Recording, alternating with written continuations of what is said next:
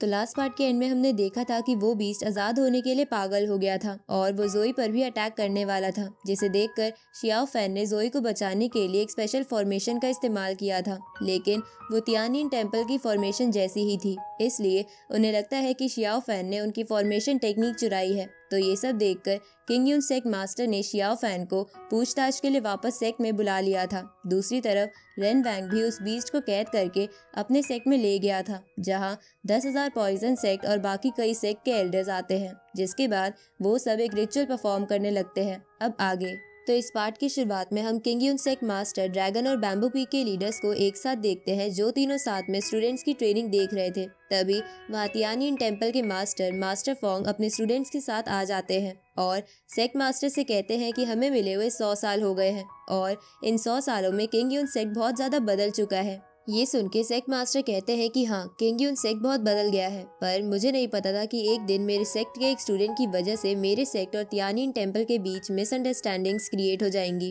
इस पर master Phong बोलते हैं कि तुम्हें अभी से टेंशन लेने की जरूरत नहीं है, क्योंकि अभी तो हमने शियाओ फैन की एक्सप्लेनेशन नहीं सुनी है। मुझे लगता है कि उसके पास जरूर कोई रीजन होगा जिसकी वजह से वो तियानिन टेम्पल की स्पेशल फॉर्मेशन बनाना जानता है। ये सुनकर सेक्ट मास्टर फोंग को थैंक्स बोलते हुए कहता है कि मुझे अच्छा लगा कि आप मेरे स्टूडेंट की सिचुएशन को समझ रहे हैं, पर बहुत सालों पहले से ही किंग यून सेक्ट और तियानिन टेम्पल की कल्टीवेशन टेक्निक्स अलग अलग हैं, इसलिए मुझे भी समझ नहीं आ रहा है कि शियाओ फैन तियानिन टेम्पल की फॉर्मेशन बनाना कैसे जानता है। इसलिए मुझे थोड़ा डाउट है कि वो किंग यून सेक्ट और तियानिन टेम्पल की कल्टीवेशन टेक्निक्स को एक साथ सीख रहा है। इस पर मास्टर फोंग कहते हैं कि वैसे तो ये हेवेंस के रूल्स के खिलाफ है, पर शियाओ फैन अभी नादान है, इसलिए अगर उसने ऐसा किया भी है तो तुम्हें उसे माफ कर देना चाहिए, क्योंकि वो एक अच्छा लड़का है। उसी वक्त वहाँ पर फेंगशियन वैली से शेंगुअन नाम का बंदा अपने साथियों के साथ आ जाता है और मास्टर फोंग से कहता है कि आप शियाओ फैन पर बहुत ही दया दिखा रहे हैं। ये सुनकर मास्टर फोंग उसे कहते हैं कि तुम्हें भी सबसे काइंडली बिहेव करना चाहिए, क्योंकि गलतियां सबसे होती रहती है। इस पर शेंगुअन मास्टर फोंग से बोलता है कि तुम अपना ज्ञान बस अपने स्टूडेंट्स के लिए ही रखो। इसके बाद शेंगुअन सेक्ट मास्टर से कहता है कि मुझे फेंगशियन वैली मास्टर ने यहाँ शियाओ फैन के मामले की वजह से भेजा है। ये सुनकर बैम्बू पीक लीडर चौंक जाता है, क्योंकि शेंगुआन एक अच्छा इंसान नहीं था और बैम्बू पीक के लीडर को ये समझ नहीं आता कि फेंगशियन वैली के मास्टर ने इसे यहाँ क्यों भेजा है। इस तरफ सेक्ट मास्टर भी इस बात से हैरान थे, इसलिए वो शेंगुआन से कहते हैं कि तुम तो 100 सालों से अकेले ट्रेनिंग कर रहे थे, तो एकदम से फेंगशियन वैली के मास्टर ने तुम्हें यहाँ इस मामले के लिए क्यों भेज दिया। ये सुनकर शेंगुआन कहता है कि आपको हैरान होने की जरूरत नहीं है, क्योंकि मैं यहाँ शियाओ फैन से फेंगशियन वैली के एक ट्रेजर की इन्फॉर्मेशन लेने आया हूँ, क्योंकि मुझे लगता है कि वो शियाओ फैन के पास ही है। अब सेक्ट मास्टर ये सुनकर उन सबसे कहते हैं कि आप सभी आज रेस्ट कीजिए और शियाओ फैन से पूछताछ हम कर लेंगे। ये सुनकर वो सब वहाँ से चले जाते हैं, जिसके बाद सेक्ट मास्टर बैम्बू और ड्रैगन पीक लीडर से कहते हैं कि ये मामला किंग यून सेक्ट की रेपुटेशन का है, अगर हमने इसे ठीक से हैंडल नहीं किया तो सेक्ट की रेपुटेशन बर्बाद हो जाएगी। इस पर ड्रैगन पीक लीडर कहता है कि मुझे तो लगता है कि हमें शियाओ फैन को पनिश करना चाहिए। ये सुनकर बैम्बू पीक लीडर गुस्से में ड्रैगन पीक लीडर से कहता है कि क्या किसी इनोसेंट को मारने से सेक्ट की रेपुटेशन वापस आ जाएगी। अब उन दोनों को लड़ता देख सेक्ट मास्टर उन्हें चुप कराकर वहाँ से चले जाते हैं। इस तरफ रेन वैंग 10,000 पॉइजन सेक्ट के उसी एल्डर के साथ ड्रिंक करने के लिए एक जगह आता है, जिसे हमने पिछले पार्ट के एंड में देखा था, जहां वो एल्डर रेन वैंग को मारने के लिए उसकी ड्रिंक में पॉइजन मिला देता है, क्योंकि उस एल्डर को ये पसंद नहीं आ रहा था कि रेन वैंग उसकी जगह लेकर पूरी डीमन आर्मी का लीडर बना बैठा है। पर रेन वैंग को उस पॉइजन के बारे में पता चल जाता है, लेकिन वो फिर भी उस वाइन को पी जाता है, क्योंकि उसकी बॉडी पर उस पॉइजन का कोई असर नहीं होता था। अब क्योंकि रेन वैंग सब सिचुएशन समझ गया था, इसलिए वो उस एल्डर से कहता है कि मैं चाहता हूँ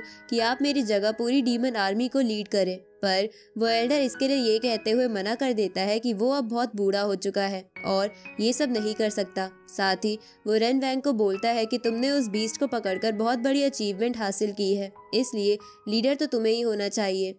उसी वक्त रेन वैंग अपनी बॉडी पर उसी इंसेक्ट को देखता है जिसे पार्ट 1 में एक डीमन ने उस मॉन्क की बॉडी में पॉइजन डाल दिया था। अब रेन वैंग उस इंसेक्ट को देखकर एल्डर से कहता है कि बीस्ट को पकड़ना बस मेरा लक था, इसलिए लीडर आप ही बन जाओ। ये सुनकर एल्डर कहता है कि तुम्हारा मकसद शुरू से ही डीमन आर्मी का लीडर बनना था, तो अब इस बात को क्यों छुपा रहे हो। इस पर रेन वैंग अपनी बॉडी से उस इंसेक्ट को निकालते हुए कहता है कि लीडर तो मैं ही हूँ, लेकिन जैसे एक राजा को प्यादों की जरूरत पड़ती है वैसे ही मुझे भी आपकी जरूरत है, इसलिए मेरी मदद कीजिए वरना कई जाने चली जाएंगी। अब ये कहने के बाद रेन वैंग उस इंसेक्ट को मारने लगता है, जिसे देखकर वो एल्डर बहुत घबरा जाता है क्योंकि वो इंसेक्ट दुनिया में बहुत कम ही बचे थे। इसके बाद रेन वैंग उस इंसेक्ट को छोड़ देता है और एल्डर से बोलता है कि अगर आप मेरी मदद करते हो तो किंग यून सेक्ट को हराने के बाद मैं 10,000 पॉइजन सेक्ट को राज करने के लिए बहुत बड़ी जगह दूंगा। ये सुनकर वो एल्डर रेन वैंग की मदद करने के लिए मान जाता है। इस तरफ हम शियाओ फैन को देखते हैं, जिसे सॉन्ग आकर बताता है कि पिछली रात सेक्ट मास्टर के सामने बैम्बू और ड्रैगन पीक के लीडर्स के बीच बहुत बड़ी फाइट हुई थी, जिसमें हमारे मास्टर ने तुम्हें बचाने के लिए वो सब बोला जो वो बोल सकते थे। ये सुनकर शियाओ फैन कहता है कि हमारे मास्टर मेरी वजह से मुसीबत में आ गए हैं, ये सब मेरी गलती है। ये सुनकर सॉन्ग भी कुछ नहीं बोल पाता क्योंकि उसे भी समझ नहीं आ रहा था कि ये सब कैसे ठीक करे। इसके बाद शियाओ फैन टहलने के लिए बैम्बू माउंटेन पर आ जाता है क्योंकि वो बहुत सैड था। तभी वहाँ बियाओ आ जाती है तो शियाओ फैन बियाओ से कहता है कि तुम यहाँ क्यों आई हो, अगर तुम्हें किसी ने देख लिया तो तुम मुसीबत में पड़ जाओगी। ये सुनकर बियाओ कहती है कि मुझे नहीं लगता है कि अभी तक मुझे यहाँ आते हुए किसी ने देखा था, लेकिन अगर तुम्हें मेरी फिक्र हो रही है तो मैं यहाँ से चली जाती हूँ। पर शियाओ फैन बियाओ को रोक लेता है क्योंकि उसे इमोशनल सपोर्ट की जरूरत थी। अब बियाओ बातें करने के लिए एक टूटे हुए बैम्बू पर बैठने लगती है, पर शियाओ फैन उसे रोककर पहले बैम्बू को अपने कपड़ों से साफ करता है। ये देखकर बियाओ को बहुत अच्छा लगता है। इसके बाद शियाओ फैन और बियाओ बातें करने लगते हैं, जहाँ शियाओ फैन बियाओ से पूछता है कि तुम मेरे साथ इतने अच्छे से पेश क्यों आती हो। इस पर बियाओ कहती है कि ये तो मुझे भी नहीं पता, पर जब मैं तुम्हारे साथ होती हूँ तो मुझे बहुत अच्छा लगता है, क्योंकि मेरी मदर की डेथ के बाद मेरे फादर मुझसे ठीक से बात नहीं करते थे, लेकिन जब मैं तुमसे मिली तो मुझे पता चला कि मेरे फादर मुझसे बहुत प्यार करते हैं। ऊपर से जब मैं तुम्हारे साथ हिजन की केव में थी तब वहाँ बिताए पल मैं कभी नहीं भूल सकती। साथ ही बचपन से कई लड़कों ने ट्रेजर का लालच देकर मुझे अपना बनाने की कोशिश की है, लेकिन मुझे जितनी खुशी मेरे लिए तुम्हारी केयर देखते हुए होती है उतनी किसी भी ट्रेजर से नहीं होती। अब ये सब सुनकर शियाओ फैन को समझ आता है कि बियाओ उसे बहुत प्यार करती है, इसलिए वो उसे गले लगा लेता है, जिसकी वजह से बियाओ को भी बहुत अच्छा लगता है।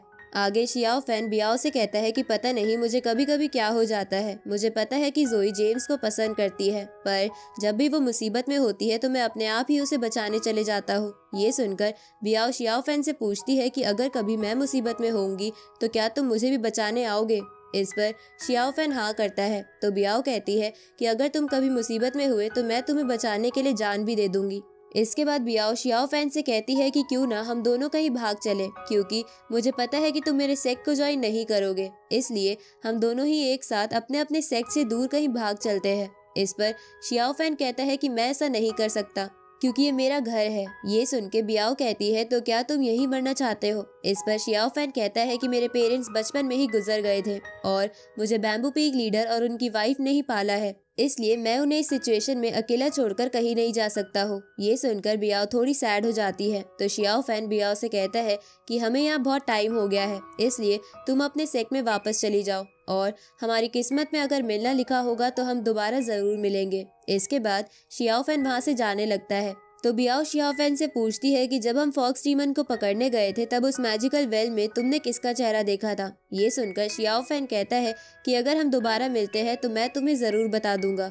आगे हम किंग यून सेक्ट मास्टर को एक टेम्पल में एक बंदे से मिलते हुए देखते हैं, जहां वो बंदा सेक्ट मास्टर से कहता है कि तुम यहाँ कई बार आते हो, तुम्हें क्या डर नहीं लगता कि कोई तुम्हें यहाँ देख लेगा। इस पर सेक्ट मास्टर कहते हैं कि मुझे ये जगह मेरे पैलेस से ज्यादा शांत लगती है, साथ ही मैं यहाँ उस गलती की माफी मांगने के लिए आता हूँ जो मुझसे पास्ट में हुई थी। ये सुन के वो बंदा कहता है कि अगर तुम्हें सॉरी फील हो रहा है तो तुम्हें यहाँ नहीं आना चाहिए, क्योंकि तुम लोगों की छाया पड़ने से ये जगह पवित्र नहीं रहेगी। ये सुनकर सेक्ट मास्टर वहाँ से चला जाता है। रात को हम उसी रिचुअल वाले बंदे को देखते हैं जो कुछ स्टूडेंट्स के साथ एक रिचुअल परफॉर्म कर रहा था। साथ ही वहाँ बहुत से और स्टूडेंट्स भी थे और वो एल्डर्स भी वहाँ खड़े थे जिन्हें हमने लास्ट पार्ट में देखा था। उसी वक्त वहाँ रेन वैंग भी आ जाता है। इधर हम बियाओ को देखते हैं जो अपनी आंट से कहती है कि यहाँ सभी बड़े डीमन सेक्ट के मास्टर और एल्डर्स आए हुए हैं, ऊपर से यहाँ बहुत से स्टूडेंट्स भी हैं, पर शियाओ फैन को बचाने के लिए इतने लोगों की जरूरत क्यों है। बियाओ ऐसा इसलिए कहती है क्योंकि उसके फादर ने उसे कहा था कि वो ये सब शियाओ फैन को बचाने के लिए कर रहे हैं।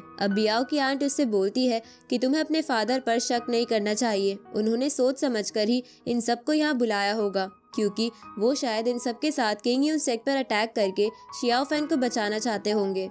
ये सुनकर बियाओ कहती है कि अगर डीमन सेक्स ये वॉर जीत गए तो डीमंस के बीच मेरे फादर की रेपुटेशन बहुत बढ़ जाएगी, पर मुझे इन सब से कोई लेना देना नहीं है, मुझे बस शियाओ फैन को बचाना है। इधर चेन शेंग हॉल का एल्डर रेन वैंग से बोलता है कि यहाँ पर सभी बड़े डीमन सेक्ट आए हुए हैं, तो आप अभी भी क्यों डर रहे हो। इस पर रेन वैंग कहता है कि मैं बस अलर्ट हूँ, ना कि डरा हुआ हूँ, इसलिए तुम्हें मुझसे ऐसे बात नहीं करनी चाहिए। ये सुन के वो एल्डर रेन वैंग से कहता है कि तुम इसकी बात का बुरा मत मानो, हमें एक साथ काम करना होगा, नहीं तो हम उस चीज को समन नहीं कर पाएंगे। ये सुनकर रेन वैंग वहाँ बैठे कुछ स्टूडेंट्स के पास जाता है जो बहुत डरे हुए थे। इसके बाद रेन वैंग एक रिचुअल परफॉर्म करता है जिससे उन स्टूडेंट्स को बहुत दर्द होता है और थोड़ी देर बाद उनकी बॉडी पर कुछ वर्ड्स छप जाते हैं, जिसके बाद रेन वैंग बाकी स्टूडेंट्स को मोटिवेट करते हुए बोलता है कि 100 सालों पहले किंग यून सेक के कुछ स्टूडेंट्स ने हमारे बहुत से लोगों को मार दिया था, लेकिन हम वो इंसिडेंट अभी तक नहीं भूले हैं, इसलिए हम सब मिलकर इस बार किंग यून सेक को तबाह कर देंगे। ये सुनकर वो सभी स्टूडेंट्स भी यही नारे लगाने लगते हैं कि किंग यून सेक को तबाह करो,